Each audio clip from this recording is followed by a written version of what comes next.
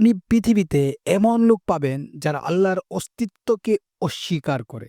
আপনি এমন লোকদেরকেও পাবেন যারা ফেরেশতাদের অস্তিত্বকে অস্বীকার করে।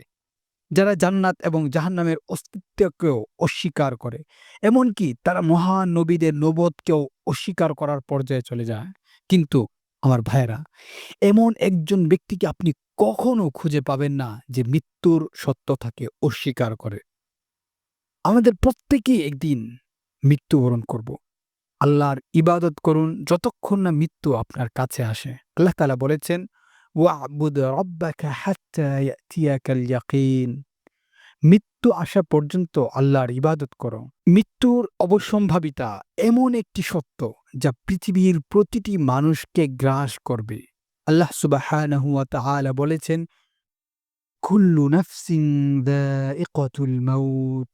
প্রত্যেক প্রাণীকেই মৃত্যুর স্বাদ আস্বাদন করতে হবে। সূরা আলে ইমরান ১৮৫। প্রযুক্তির উন্নতি এবং ঔষধের অগ্রগতির সাথে সাথে এমন লোক রয়েছে যারা চিরকালের যৌবন অর্জনের প্রচেষ্টা চালিয়ে যাচ্ছেন। উদাহরণস্বরূপ, আলেকজান্ডার বেগদান নামে এক রাশিয়ান বিজ্ঞানী একটি বিশেষ ধরনের রক্ত সঞ্চালক উদ্ভাবন করেছিলেন। তিনি যুবকদের রক্ত তার শরীরে স্থানান্তর করে চিরযৌবন অর্জন করতে চেয়েছিলেন এবং মৃত্যু এড়াতে চেয়েছিলেন।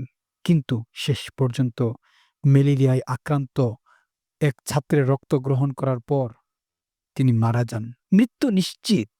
আপনি যাই করুন না কেন, মৃত্যুর ফেরেশতা এবং তার সময় নির্ধারিত। মৃত্যুর ফেরেশতা আজরাইল আলাইহিস সালাম আমাদের আত্মা নিতে আসেন এবং তিনি আমাদের সামাজিক অবস্থান, ক্ষমতা, সম্পদ এবং কৃতিত্বের উপর কোনো প্রভাবিত হন না। তিনি শুধু আল্লাহর আদেশ পালন করেন এবং আমাদের নির্ধারিত সময়ে আমাদের আত্মা গ্রহণ করেন। আল্লাহ তাআলা বলেছেন, ওয়ামা তাদরি নাফসুম বিআইয়ি আরদিন তামুত। কোনো ব্যক্তি জানে না কোন জমিনে তার মৃত্যু হবে। সূরা লোকমান আয়াত নং ৩৪। মৃত্যুর পর আমাদের সত্যিকারের জীবন শুরু হয়। আমাদের এই দুনিয়ার কাজ এবং ইবাদত আমাদের পরকালের জীবনের জন্য প্রস্তুতি। বিচার দিবসে আমাদের আল্লাহর সামনে দাঁড়াতে হবে এবং আমাদের কাজের হিসাব দিতে হবে। আল্লাহ আমাদের এই দুনিয়ার সময় দিয়েছেন যাতে আমরা সঠিক পথে চলতে পারি এবং পরকালের জীবনের জন্য প্রস্তুতি নিতে পারি। প্রিয়জনের মৃত্যু আমাদের জীবনের অস্থায়িত্ব এবং পরকালের সত্যতা উপলব্ধি করতে সাহায্য করে।